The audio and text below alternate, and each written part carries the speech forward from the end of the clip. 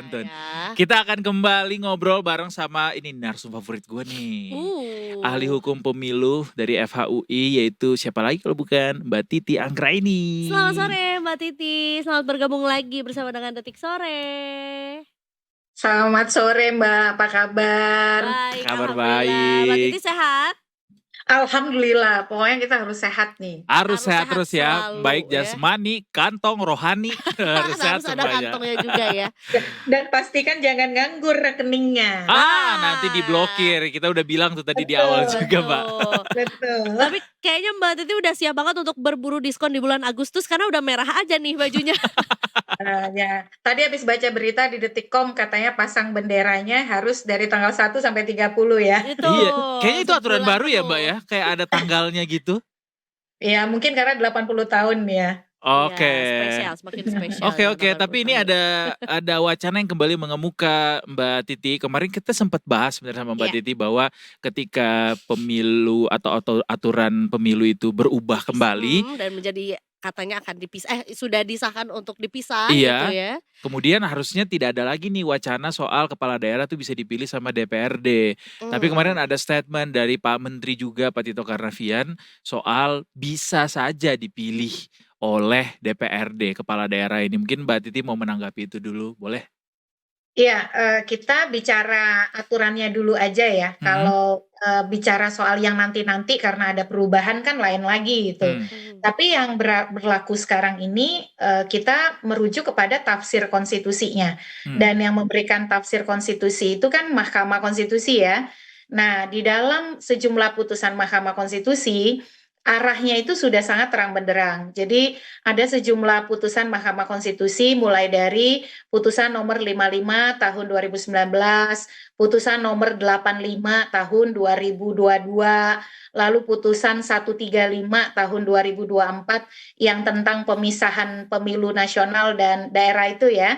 Dan yang terakhir baru saja kemarin nih ada sejumlah mahasiswa yang mengajukan permohonan ke MK dan sudah diputus. Perkara nomor 104 tahun 2025. Nah, di dalam sejumlah putusan tadi tuh ada 4 tuh ya. MK itu terang benderang mengatakan kalau pilkada itu adalah pemilu. Kalau pilkada adalah pemilu, artinya kan pemungutan suara langsung nih oleh pemilih begitu. Jadi pemilih akan memilih langsung. Apalagi dengan pemilu serentak nasional dan daerah. Di pemilu daerah itu kan kepala daerah akan dipilih bersamaan dengan DPRD. Jadi hari pemungutan suaranya itu disatukan, baik untuk gubernur, bupati, wali kota. Jadi desain konstitusinya itu menurut Mahkamah Konstitusi kita seperti itu. Jadi mau tidak mau ya memang kita harus ikuti begitu. Kalau sampai nanti misalnya ada pemilihan oleh DPRD nih diganti begitu ya, tidak lagi seperti putusan MK. Pasti dampak atau implikasi otomatisnya itu pasti akan ada tuh yang menggugat ke Mahkamah Konstitusi.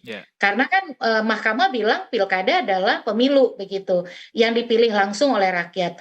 Dan yang kedua kita sebenarnya Mas Edo dan Mbak Eza ya, kita punya pengalaman nih, di 2014 kan sempat juga mau dipilih oleh DPRD. Itu kan protes massanya luar biasa ya, ada demo yang berseri-seri begitu, sampai akhirnya Pak SBY pada waktu itu sebagai presiden menerbitkan Perpu dan mengembalikan pilkada yang tadinya oleh DPRD menjadi tetap pilkada langsung. Kalau menurut saya sih dari sisi konstruksi hukum sudah sangat terang begitu, kecuali memang ada daerah-daerah khusus dan istimewa yang tidak dipilih langsung, tapi dia harus berlatar belakang kekhususan dan keistimewaan. Contohnya di mana? Di Jogja. Kalau Jogja itu kan dia istimewa ya, punya undang-undang sendiri. Di Jakarta juga dia khusus karena saat ini masih menjadi ibu kota dan juga dia punya undang-undang sendiri, daerah khusus Jakarta karena diproyeksikan akan menjadi pusat pembangunan ekonomi dan global lah kira-kira. Jadi di sini nih Jakarta tidak ada tuh pemilihan kepala daerah di kabupaten kota dan bahkan Jakarta itu tidak punya DPRD kabupaten kota. Tapi dia harus mengindikasikan kekhususan dan keistimewaan. Nah, itu harus diatur dengan undang-undang khusus. Makanya di Jakarta, di Yogyakarta, itu mereka punya undang-undang khusus yang membuat kepala daerahnya itu bisa tidak dipilih langsung. Karena tadi ada keistimewaan, ada kekhususan, termasuk nih ibu kota negara kita, IKN ya. Kan masih ada undang-undangnya tuh, jadi mau Hmm, kita sebut ya. IKN itu kan juga tidak dipilih langsung tuh kepala otoritanya yang ya. setara dengan gubernur ya, tapi diangkat oleh presiden. Jadi hal-hal seperti itu dimungkinkan memang ada asimetrik ya, ada pendekatan asimetris, Hmm, tetapi memang harus ada kekhususan dan keistimewaan gitu.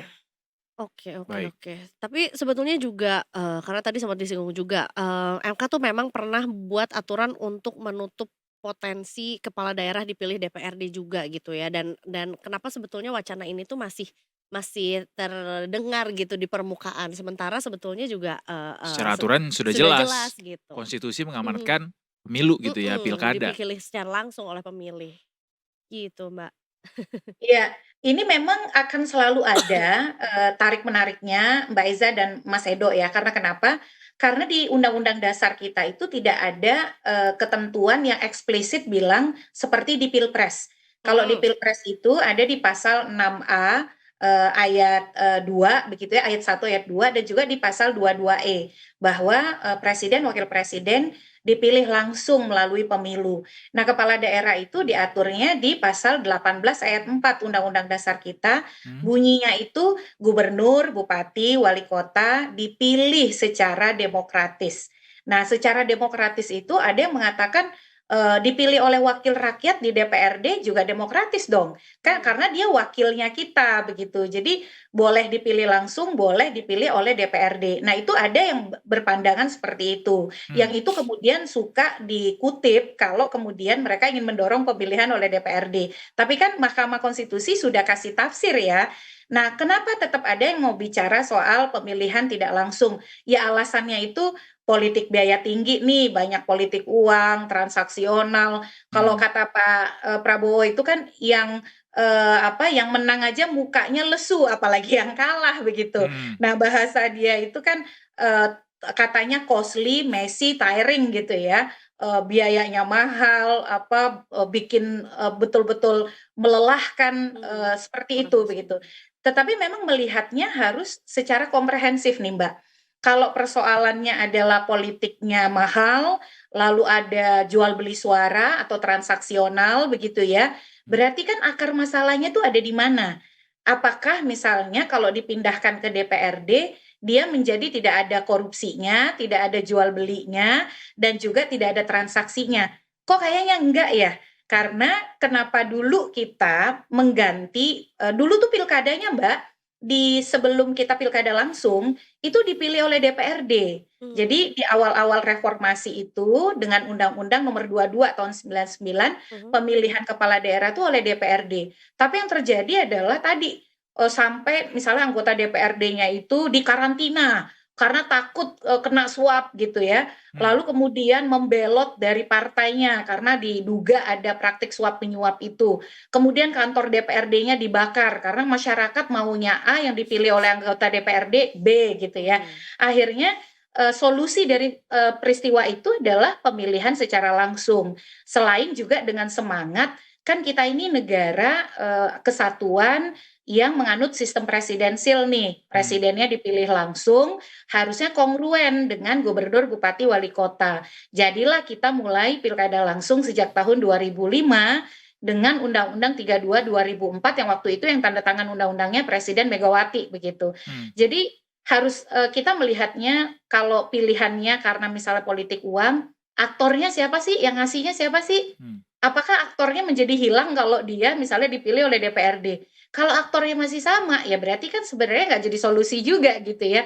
Nah, justru tantangannya kita ini sudah serius belum membenahi penegakan hukumnya, membenahi, undang-undangnya. Jangan-jangan kita ini melompat, lebih gampang menghilangkan hak rakyat untuk memilih pemimpin daripada mengambil tanggung jawab Uh. untuk memperbaiki aturan main pemilunya dan juga membenahi partai. Karena kan mhm. hari gini itu kayaknya paling gampang nyalahin rakyat ya. Bener. Bisa bisa jadi. Iya Tapi iya iya tapi iya. memang wacana ini rasa-rasanya masih terus didengungkan gitu, Mhm, terutama oleh partai-partai politik gitu yang, menjadi apa ya, katakanlah menjadi koalisi dari, penguasa saat ini yaitu, pemerintah gitu. Karena kalau kita lihat PDIP sendiri secara politik gitu ya, melihatnya ini kan memang, masih dalam posisi menolak gitu. Tapi jika memang ini, terus didengungkan seberapa besar kans ini bisa beneran gol terjadi bisa ya. gol, Mbak Titi? Ya, ilustrasi aja nih Mas Edo ya, Hmm, kalau nggak ada pilkada langsung, Gubernur Jakarta tuh bukan Pramrano gitu kira-kira. ya, Karena kan konfigurasi pilkadanya waktu di Jakarta itu kekuatan partai di parlemen kan bukan PDIP kan, ya, justru bisa maju di pilkada itu karena ada putusan MK yang menurunkan persyaratan. mhm, Jadi sederhananya adalah skenario atau kemudian apa yang menjadi kemauan elit itu belum tentu sama dengan apa yang dimaui oleh rakyat.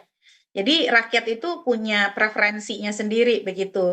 Nah, kenapa kemudian bagi partai mungkin lebih menyenangkan dipilih oleh DPRD? Ya itu tadi, karena kalau dia mayoritas di DPRD, dia bisa langsung bisa menang, kira-kira kan gitu. mmm, Jadi apa memudahkan untuk memenangkan apa kursi. Sementara kalau oleh rakyat di beberapa daerah yang sudah calon tunggal saja, dia memborong semua partai, itu ada calon tunggal yang kalah. Mhm Contohnya di Kota Makassar tahun 2018, di Kota Pangkal Pinang, lalu di Kabupaten Bangka 2024. Kan kalah ya calon tunggalnya. mhm. Artinya tuh pemilih tuh otonom begitu untuk mmm, apa menentukan pilihannya. Kalau saya sih yang saya khawatirkan tuh begini, kalau kemudian wacana ini bergulir, kemudian putusan MK misalnya diabaikan, tidak ada juga partisipasi dan, apa, akuntabilitas kepada rakyat, ini bisa dampak atau eskalasinya itu tensinya tuh menjadi justru negatif gitu. mmm, Apalagi di tengah situasi kita banyak sekali isu-isu yang, kontroversial ya. Nah ini yang eksesnya itu justru bisa buruk bagi situasi yang sebenarnya pemerintah tuh lagi butuh stabilitas loh, lagi butuh misalnya dukungan dari publik untuk menjalankan banyak program yang menjadi agenda apa politik strategis ya oleh Mhm. presiden baru begitu. Jadi kalau soal partai-partai kan beberapa anggota dewan juga sudah mengatakan kita nih mestinya fokusnya kepada konsolidasi dan pembenahan. Jadi kalau saya melihat kalau kita sekedar mengganti pemilihan oleh DPRD, tapi apa akar masalahnya apa persoalan mendasarnya itu tidak dibenahi, itu kita nggak akan pernah memperbaiki apapun. Nah, menurut saya salah satu hulu masalahnya itu adalah pada demokrasi dan apa integritas partai politik kita. mmm, Jadi kalau partai politik kita ini mampu mendorong misalnya aturan, pilkada, pemilu yang betul-betul berkualitas, lalu melakukan, kaderisasi dan rekrutmen di internal sehingga yang dia calonkan di pilkada itu betul-betul kader yang mengakar, bukan sekedar karena populer, bukan karena artis gitu ya, bukan sekedar karena punya banyak duit gitu ya, mhm, tetapi betul-betul didorong, didukung oleh struktur di, akar rumput di daerah mmm, itu sebenarnya lebih mudah gitu, karena kita sudah Mmm, punya praktik.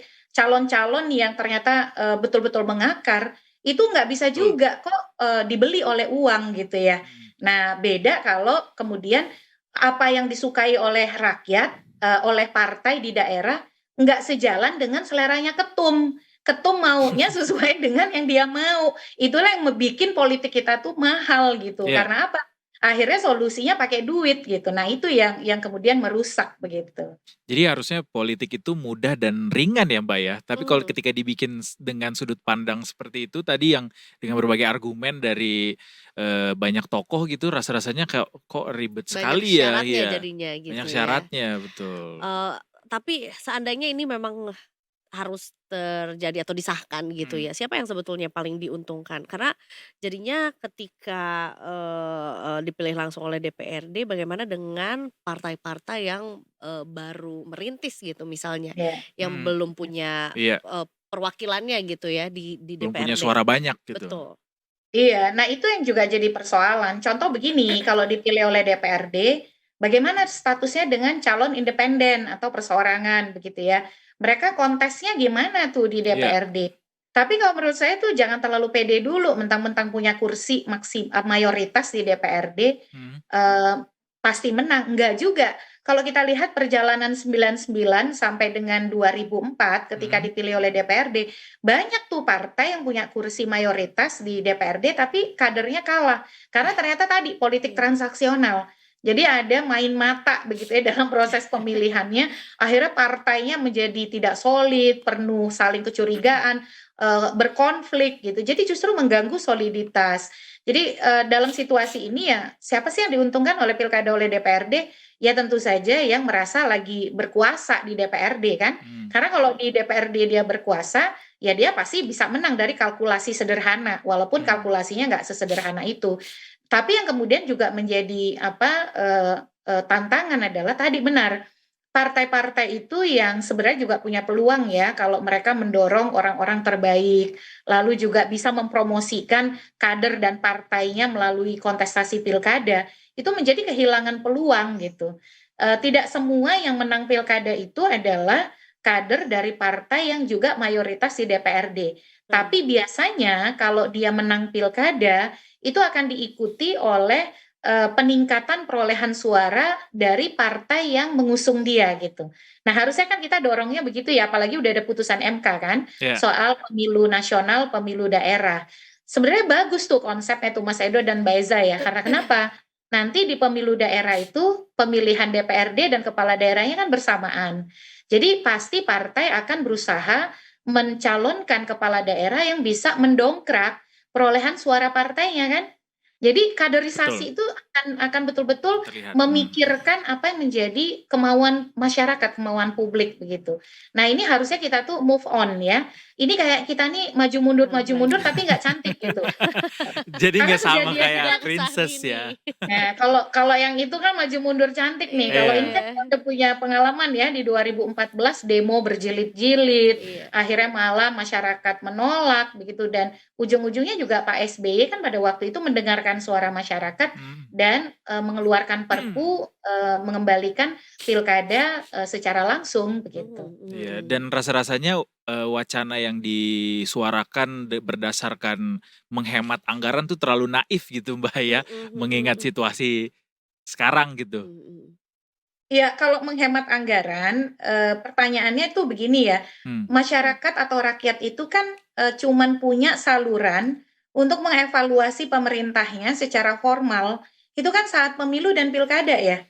Selebihnya kan kadang-kadang kita protes sampai capek sekalipun kadang-kadang nggak didengar ya. Ya. Jadi dalam konteks kita ini bernegara, pemerintah itu tidak hadir serta-merta begitu saja datang wangsit dari langit gitu jadi nih negara, kan enggak. Tapi ada yang namanya itu kontrak sosial.